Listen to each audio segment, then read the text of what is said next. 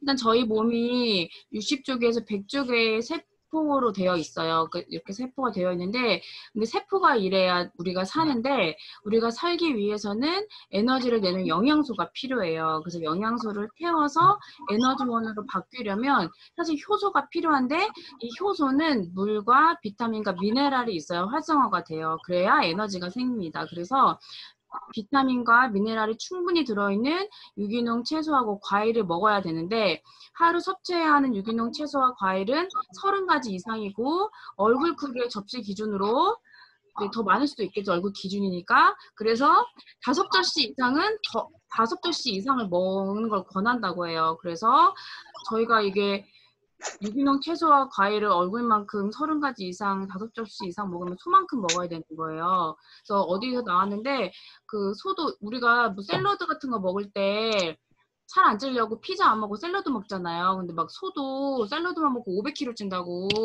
어떤 데서 그러더라고요. 샐러드 너무 많이 먹으면 안 된다고 막 이렇게 얘기하시는데, 그 정도로 저희가 많이 먹어야 되는데, 근데 이게 채소와 과일로 비타민과 미네랄이 채워지지 않으면 다른 방법을 찾아서 보충을 해야 된다는 거예요. 그래서 그러면 우리 건강 보조식품을 먹을 수밖에 없는 이유죠. 그 두 번째는 악화된 재배 환경인데, 이거를 보시면 될 것 같아요. 그 천연합성 비타민에 나와 있는데, 거기에서 뭐라고 나와 있냐면 1936년 미국 상원위원회에서 발표한 문서 264호에서 발췌한 내용이에요. 거기에서 이제 플로리다주 민주당 상원의원인 던컨 플래처가 제출한 보고서인데, 거기에서 이제 죄송해요. 그거보다 1992년 6월 브라질에서 제1차 유엔 환경개발회의가 열렸대요. 근데 거기에서 178개국에서 3만 명이 참석을 했고, 여기에서 세계 농지의 영양소 고갈 상태를 분석한 거라고 발표를 했는데, 거기서 뭐라고 되어 있냐면 20세기 동안 북아메리카 대륙의 경우 농지에서 전체 영양분의 85%가 사라졌고, 아시아와 남아메리카 대륙에서는 76%가 사라졌고, 아프리카에서는 74%, 유럽의 토양에서는 72%가 사라졌다. 이 모든 것은 비료, 살충제, 제초제, 경작, 관계시설 같은 인간 활동의 결과이다. 사라진 영양분 가운데 적어도 90%는 건강에 꼭 필요한 요소들이다. 면역계가 기능하는 데 중요한 역할을 하는 무기질 69종과 비타민 16종도 포함된다. 그래서 저희가 아무리 식물 섭취를 해도 이걸 영양분을 다 섭취를 할 수 없다는 얘기예요. 근데 그게 1992년도니까 지금은 뭐 계속 고갈되고 있는 거겠죠?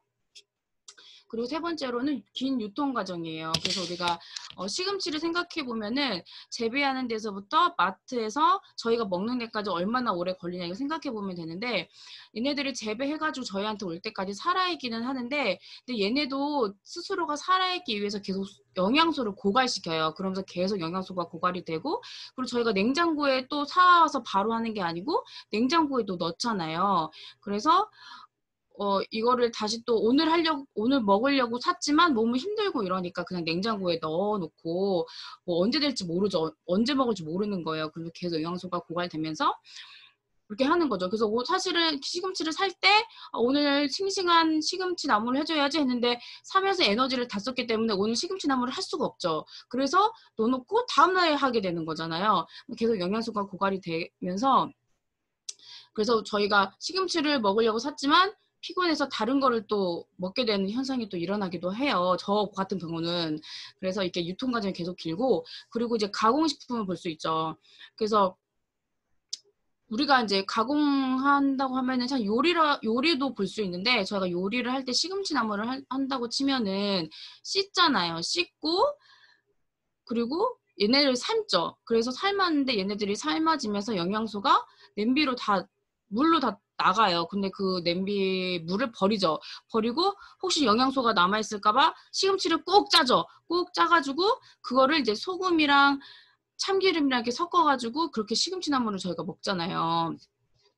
근데 저희가 이제 집에서 먹는 것도 그렇게 되는데, 생산업체는 어떠냐? 거기서는 여기선 영양소가 없으니까 영양소를 제조해요. 그래서 유통이 기니까 썩지 말라고 넣어주고, 맛이랑 색이랑 색이 없으니까 좀 나을까 싶어서 맛이랑 향이랑 색이 있는 걸 첨가제를 또 넣고 하다 보니까 이제 유해 화학물질 범벅인 걸 저희가 이제 먹는 거죠. 시금치만 해도. 그 다음에 보면 정크푸드라고 볼 수 있어요. 그래서 제가 옛날에도 보긴 했지만 이제 찾아봤어요. 정크푸드가 뭔가 쓰레기 음식이라고 적혀 있더라고요. 그래서 제가 속상하더라고요. 쓰레기 음식이라고 하니까. 그래서 뭔가 봤더니 밑에 열량이 높고 영양가가 없는 인스턴트 음식이랑 패스트푸드를 총칭하는 단어래요. 대표적인 게 탄산음료, 감자튀김, 햄버거, 피자, 스파게티 이렇게 되어 있는데 스파게티는 좀 쓰레기는 아니지 않나 이렇게 속상한 마음이 들긴 했지만 그렇게 명명되어 있더라고요. 그래서 당분이 많이 포함되어 있어서 충치도 많이 생기고 당뇨의 원인도 되고 지방과 염분이 많아서 굉장히 안 좋다는 거죠. 그게 정크푸드인데 그래서 이렇게 저희가 먹다 보니까 이런 환경으로 먹다 보니까 6대 8대 영양소가 결핍 상태가 되고 그게 결핍되다 보니까 대사가 안 되는 거죠.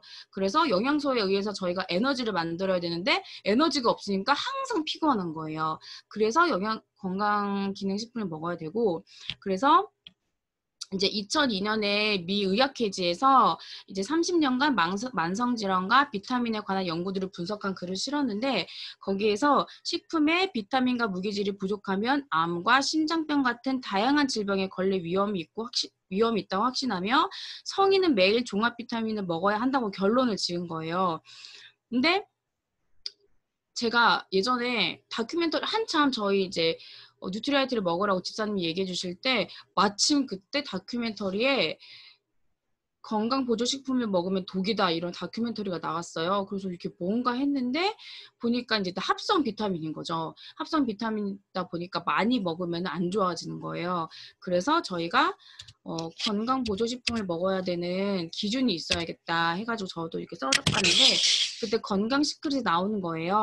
그래서 이제 첫 번째로 안전한 천연 원료를 사용하는가, 그래서 뭐 자사농장이 있으면 더 좋고 직접 유기농 수준 이상으로 재배하는가, 영양제 원료가 석유 부산물이 아니라 식물 영양소인가, 그 자체 연구시설과 첨단 생산 설비가 되어 있는가, 씨앗에서 완제품까지 품질 관리를 하고 있는가, 한국인의 영양 상태를 반영했나, 오랜 역사와 명성을 가진 신뢰만 회사인가라고 이렇게 되어 있는데 제가 그래서 오늘 이제 준비한 거는 이거 하나하나를 제가 이제 자료를 찾아보면서 같이 보려고 준비를 했어요. 그래서 먼저 안전한 천연 재료를 사용하는가, 더 좋은 것은 자사농장이라고 되어 있는데 이제 여기 첫 번째로 여기는 어디냐면 미국 워싱턴 트라웃레이트 농장이에요. 여기에서는 허브의 고향이라고 하는데 연간 907톤을 생산하는 허브 고향입니다. 그리고 여기는 멕시코의 엘 페타칼 농장인데 여기에서는 그 뒤에 보시면 산이 이렇게 있잖아요. 화산이 7개가 있는데 여기에서 이제 흘러나오는 물이 미네랄이 엄청 많대요. 그래서 이 지하수로 얘네들을 키우게 되고 그래서 여기 이 멕시코는 멕시코 정부에서 생태계 농법을 인증받은 곳이에요. 그리고 여기에서는 알파파, 물냉이, 감귤류가 나오고 있고요. 그리고 여기는 중국 우시 보테니컬 센터인데요.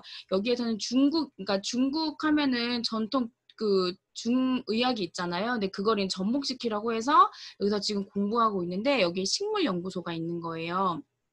그리고 브라질의 우바자라 여기에서는 세계 최대의 아세로라 체리 농장이에요. 그래서 아세로라 체리도 있고 망고, 파인애플, 코코넛 이런 과일을 재배하고 있고 여기에서도 브라질 북동부 생태계 농법을 인증받은 곳이에요. 근데 여기서 보면 사실 제가 이거를 캡처했지만 이게 초이스 페이지 20에서 21페이지예요. 그래서 제가 예전에 초이스를 잘 안 봤는데 공부하면서 초이스를 봤는데 초이스에 너무 자세히 나와 있는 거예요.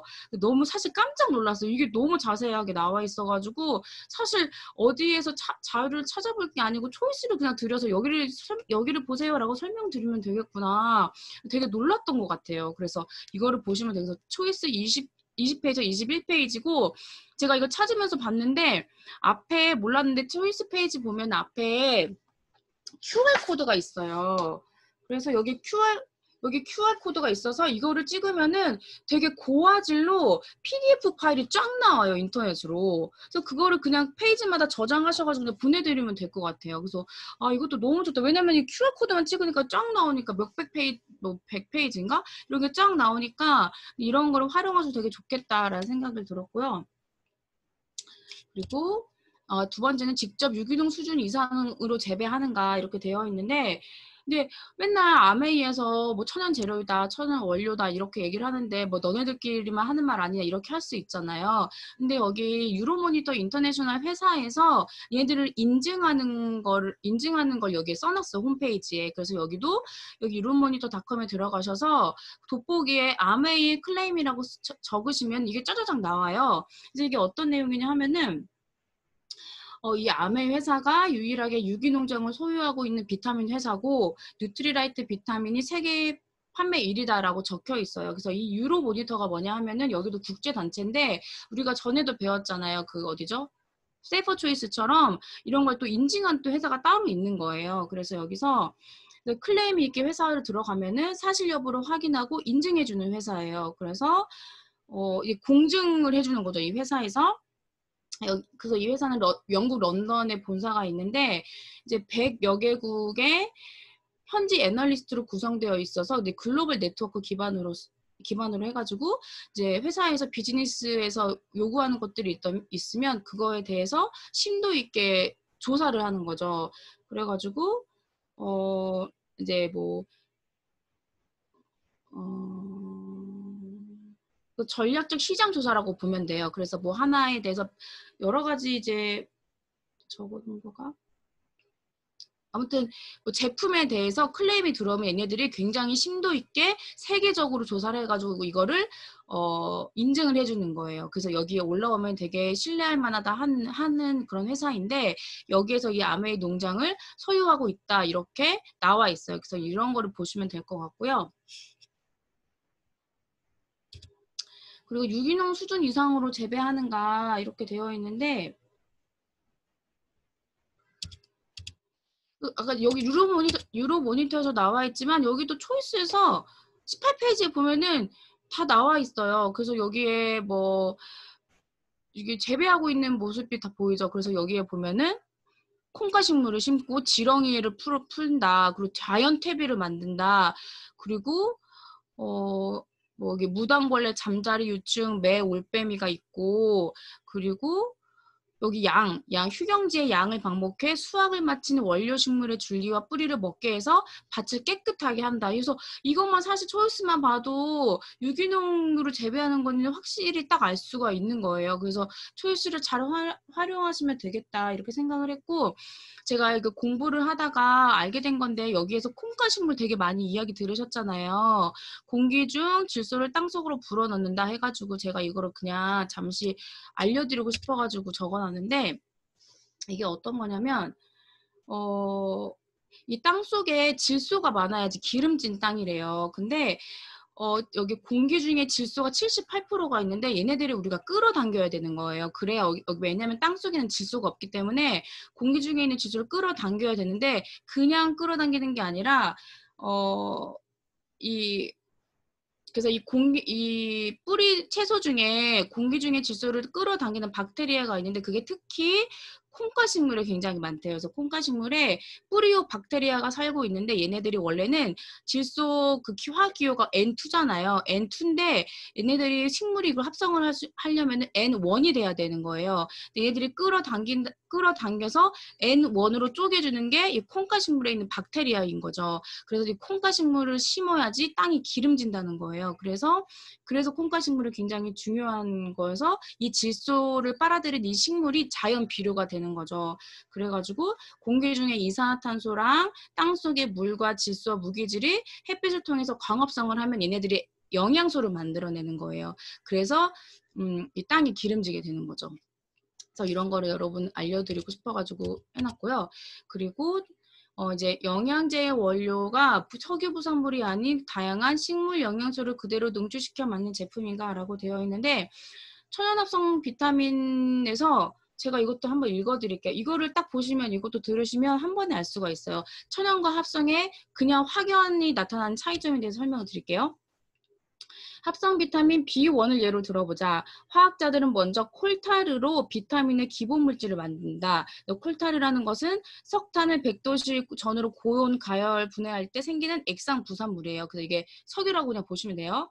그래서 콜타르로 기본 물질을 만든 다음에 염산 같은 물질을 부어서 침전물을 만들고 비타민 B1과 화학 구조가 같은 물질이 나올 때까지 화학 물질을 첨가하거나 화학 반응을 일으켜서 마침내 비타민 B1과 화학 구조가 같은 물질이 나오면 수분을 제거하고 물질의 순도를 측정한다. 이렇게 해서 나온 합성 비타민 물질은 제조업자들이 다양한 방법으로 완제품을 만드는데 알약 형태로 만들기 위해서는 첨가제나 고착제를 필요한 만큼 집어넣는다. 첨가제나 고착제는 독소 물질일 수도 있고 아닐 수도 있다. 첨가제 없이 알약으로 만드는 경우도 있고 소나 돼지의 가죽으로 만든 젤라틴 캡슐에 넣기도 한다라고 되어 있어요.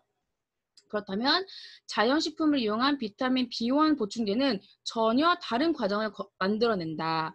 우선 추출하고자 하는 비타민이나 영양소가 들어있는 메가, 쌀룸 같은 식물을 수확해 깨끗이 씻고 씻은 식물을 커다란 통에 정제수를 붓고 여과기로 걸러서 여과액을 모은다. 여과 과정을 거치는 이유는 섬유처럼 소화가 잘 되지 않는 단단한 부분을 제거하기 위해서다. 이렇게 추출한 여과액은 영양소와 시너지 효과를 내는 보조인자가 모두 들어있다. 섬유소를 제거한 뒤에는 농축액을 전 건조시킨다. 건조가 끝나고 품질 점검을 거치면 포장을 한다. 자연식품으로 만든 영양보충제 제조업자들은 식물성 섬유소로 만든 배지갭에 건조시킨 가루를 넣거나 알약으로 만든다. 이때 고착제나 감마제, 스테아린산, 마그네슘 같은 인공 첨가제는 넣지 않는다. 이렇게 되어 있는데 그냥 한마디로 천연 비타민은 농장에서 만들고 합성 비타민은 실험실에서 만드는 거예요. 그거를 그냥 확연히 그렇게 차이를 아시면 될 것 같고,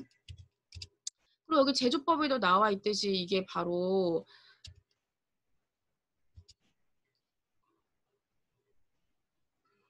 어디가 됐죠? 그리고 이제 여기서도 보면은 식물 영양소로 이렇게 보면은 다 나와 있잖아요. 이런 식으로 이것만 봐도 사실 식물 영양소를 썼다 이렇게 이야기할 수 있고요. 그리고 자체 연구시설과 첨단 생산 설비를 보유하고 있는가.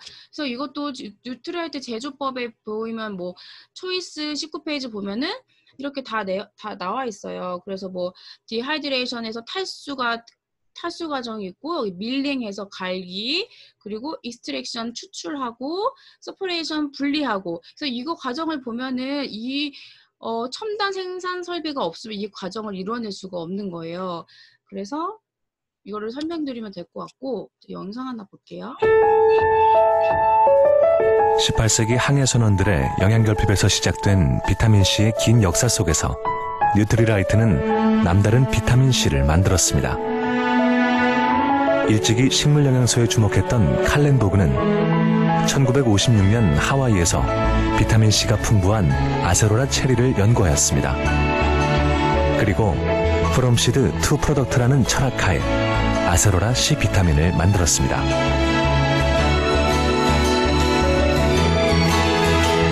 아세로라 C 비타민은 엄선된 5가지 품종의 묘목에서 시작됩니다. 또한 엄선된 묘목일지라도 반건조 극한지대에서 2년의 적응 기간을 견뎌내야만 비로소 아세로라 체리를 생산할 자격을 얻습니다. 수확도 열매가 붉어지기 직전 아직 푸릇푸릇할 때 이루어집니다. 그때가 비타민C 함량이 가장 높기 때문이죠. 이렇게 수확된 아세로라 체리는 빠른 시간 내 농장 안 첨단 농축시설로 옮겨집니다. 농축된 원조류는 영양소 파괴를 최소화하기 위해 저온에서 살균되고 고온에서 순간 건조되며 모든 생산 과정이 생산이력 추적 시스템으로 철저히 관리됩니다. 자연의 영양을 전달하는 뉴트리라이트만의 철학과 과학이 있기에 비타민C는 같다. 뉴트리라이트는 다르다. 뉴트리라이트 아세로라 C 비타민. 그래서 이 비타민C 제조 과정만 봐도 첨단 시설이 되어 있다 이렇게 되어 있고, 여러 가지 굉장히 연구한 것들이 굉장히 많이 나와 있죠. 그래서 이것만 봐도 알 수가 있고, 그리고 씨앗에서 완제품까지 하고 있는가 되어 있는데, 여기에서 보면은 기사에 조선일보 기사예요. 그래서 6년간 R&D 비용만 3,800억 원, 시합부터 완제품까지 철저하게 관리한다 이렇게 되어 있고 2018년도 조선일보 기사고 여기서 흙부터 관리하고 천연 원료의 시합부터 직접 재배하기 위해서 자체 농장을 운영 중이다. 아메이는 미국 워싱턴주 트라우트 레이크 농장, 멕시코의 엘파타칼 농장, 브라질 우바자라 농장 등 자체 보유한 생태 농장에서 무농약 생태 농법으로 키운 식물들을 수확 가공해 원료로 쓰고 있다. 이렇게 되어 기사로 나와 있고요. 이게 왜 중요하냐 하면은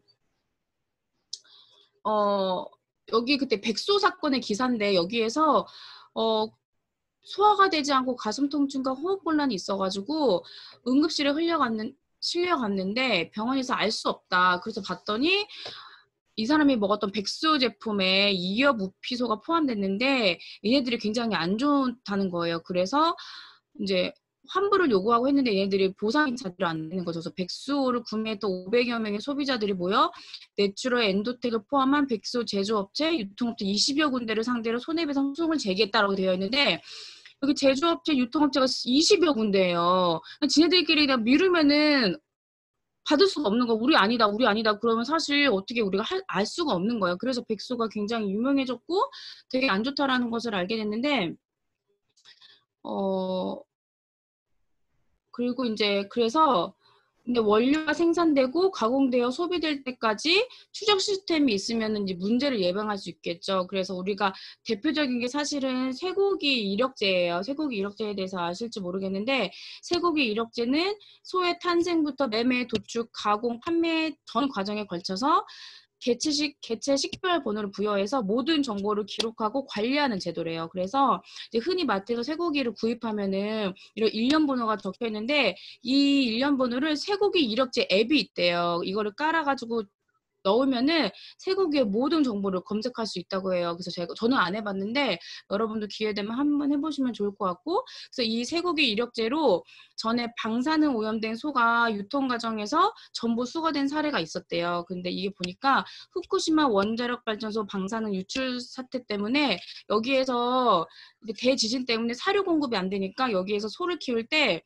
볏집을 사다가 먹였대요. 근데 이 볏집에 방사능이 굉장히 오염이 된 거예요. 세슘 오염이 굉장히 많이 된 거예요. 그래서 그걸 먹을 뻔했는데 이 쇠고기 이력제 때문에 이제 오염된 쇠고기를 다 회수할 수 있었던 거죠. 그래서 이런 것이 있어야 이런 일이 백수 같은 사건이 일어나지 않는다는 거예요. 그래서 이 이력 추적 시스템을 건강 보조제에도 도입한 회사가 뉴트리라이트라는 건데 뉴트리라이트의 제품 이력 관리 시스템은 원료 추출부터 제품 생산까지 어떤 원료와 생산 과정을 통해 제품이 만들어졌는지 소비자에게 정확한 정보를 제공해 주는데 이건 생산 농장을 직접 운영하지 않고는 적용할 수 없는 시스템이다. 이렇게 되어 있고 그리고 칼렌보그 박사가 말씀하신 이념이 있는데 믿을 수 있는 원료를 얻으려면 스스로 만들어야 한다는 이념이 있어가지고 시합부터 완제품까지 다 만들어내는 거예요. 그렇지 않으면 믿을 수 없다. 이렇게 되는 거예요.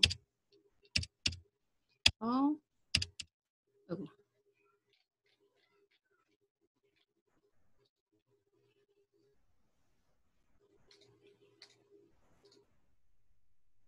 Imagine a world where plants have 보이세요? fingerprints, and where a group of scientists have fingerprinted over 1,300 of the world's botanicals to discover their health 뭐요? benefits, and where every seed is given a unique birth certificate to track its 보이는데요? life from seed to supplement.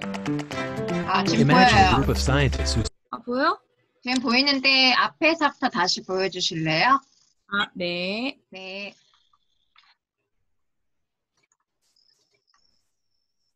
Imagine a world where plants have fingerprints, and where a group of scientists have fingerprinted over 1,300 of the world's botanicals to discover their health benefits, and where every seed is given a unique birth certificate to track its life from seed to supplement. Imagine a group of scientists who search the globe for the best farms in every 화면이 안 continent, 보이는데 except Antarctica. 그래요? 그러면은 Imagine a 안 farm 볼게요. where nature 이거 is used 지금 to help nature, 파일로 and where 넘어갔어요. natural pest control is the job of falcons, like copper, and where farmers 그러면은 제가 파일을 그냥 올려드릴게요. 그 카톡에다가. 네네. 그래서 여기서 보면은 씨앗에도 다 이력이 있다고 이렇게 적용되어 있다고 나와 있는 그런 거여가지고 잠깐만.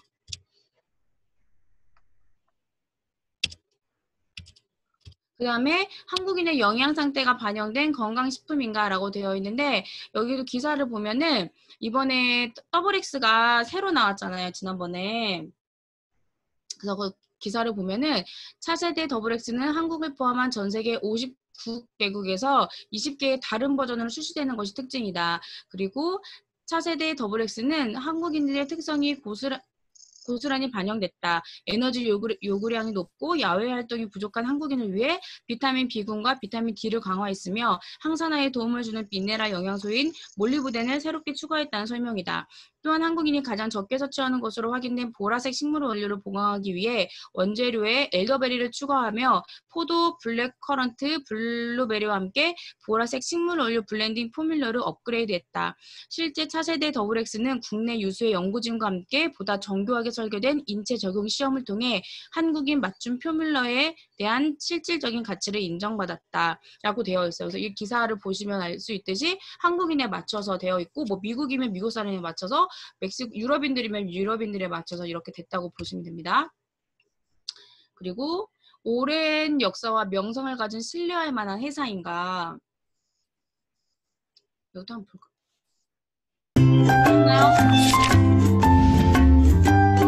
채소 과일을 많이 먹자는 당연한 건강 상식. 하지만 80년 전 뉴트리라이트 창립자 칼렌보그가 그 말을 했을 땐 너무나 혁신적인 생각이었습니다. 식물 영양소로 세상을 바꿔온 80년 뉴트리라이트 더블X에 담겨 있습니다. 80년 식물 영양소 전문가. 뉴트리라이트. 80년 된 회사이고요. 80년 된 회사인데 지금 83년 됐는데 이게 오래됐다고 해가지고 이제 오래된 것을 이 회사가 계속 답습하는 것이 아니라 혁신적인 무엇인가를 계속 접목하기 위해서 노력하는 그런 회사인 거예요. 그래서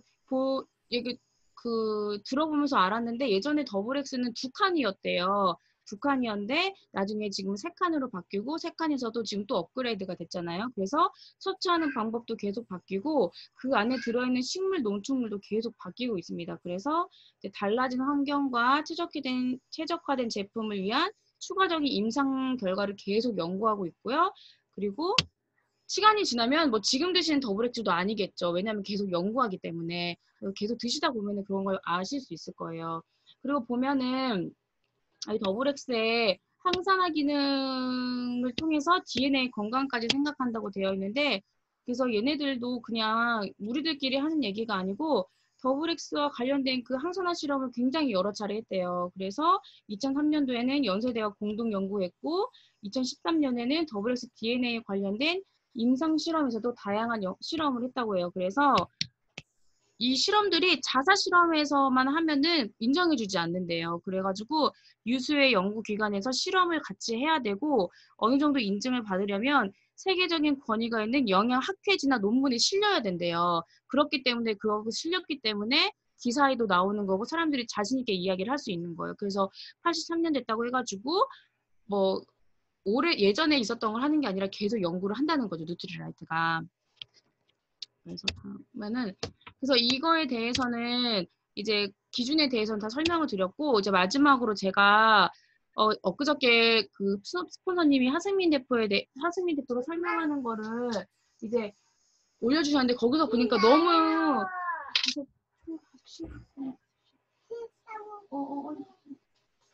그래가지고 거기서 봤는데 너무 좋은 정보가 있는 거예요. 이걸 알려드리고 싶어가지고 가져왔는데 저도 몰랐는데 저희가 그 영양제 이렇게 밖에 보면은 1일 뭐 2알, 2알, 1일 2알씩 뭐 이렇게 되어 있잖아요. 근데 그게 권장량이라고 하는 건데 이 권장량이 RDA라고 해가지고 최소한의 건강을 유지하기 위해 하루에 필요한 영양의 섭취량이라고 해요. 그래서 이 정도가 아니면 결핍을 얘기한다. 이런 거죠. 이 정도는 먹어줘야 그래도 최소한의 건강을 유지할 수 있다. 그래서 최적의 건강을 위해서는 권장량만으로는 사실 부족한 거예요.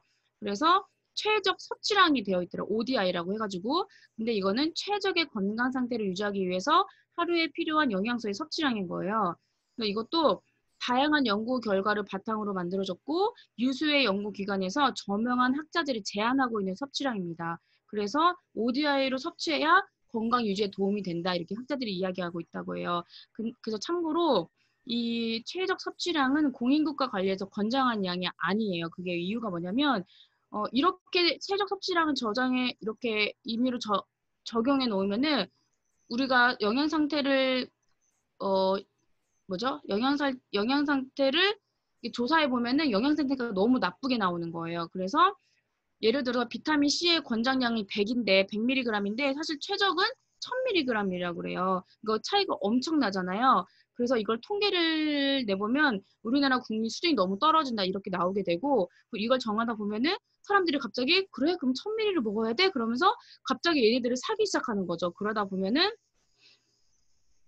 이게 품질 보증이 안 된 제품들이 굉장히 쏟아져 나오게 되고 그리고 기준에 맞지 않은 제품들이 나오게 되니까 사람들의 건강이 더 안 좋아질 수 있다는 거예요. 그래서 이거를 최적 섭취량은 적용해주지 않는다고 합니다. 그래서 그걸 알아두시면 좋을 것 같고 그리고 상한 섭취량이 있어요. 근데 우리가 가끔 피곤해가지고 비타민 C를 너무 많이 먹고 싶을 때가 있잖아요.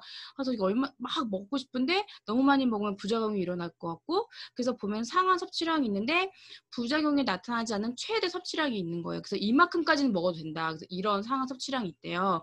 그래서 여러분들이 찾아서 보시면 될 것 같고 그래서 가끔 보시면은 그게 있대요. 어머니들이 그럼 우리 애기 이게 보면은 그래서 여기 제가 ODI와 RDI 이거를 거기서 올려놓은 걸 바로 올렸어요. 그래서 여러분들이 이거를 보셔서 활용해 주시면 너무 좋을 것 같고 그래서 여기서 보면은 비타민 B 같은 경우는 수용성이어가지고 체내에 과잉으로 섭취해도 저장이 안 되기 때문에 되게 안전하대요. 그래서 차이가 굉장히 많아요. 여기는 뭐 최적 권장량은 1인데 최적은 25에서 100까지 이렇게 되어 있어요. 그 차이가 굉장히 많잖아요. 그래서 근데 여기 미네랄 같은 경우에는 축적이 좀 되기 때문에 수용성처럼 굉장히 많이 차이 나진 않아요. 차이 나진 않은데 이거 최적 섭취량이 있다는 거 알아두시면 될 것 같고 가끔 어머니들이 물어보신대요. 칼슘은 어떻게 먹어야 되냐 애들인데 그래서 그거를 알아보시기 위해서는 매년 질본에서 연령대별로 국민 영양 조사를 한대요. 그래서 그거를 어머니들이 궁금하시면 인터넷에 찾아보시면 많이 나온다고 하니까 그걸 찾아서 보시면 될 것 같고 그래서 이런 거를 보셔서 일일 권장량과 최적 섭취량을 고려해서 본인의 섭취량 결정해서 드시면 된다고 합니다. 그래서 이것도 여러분들이 알고 계시면 너무 좋을 것 같아요. 저는 여기까지 했습니다.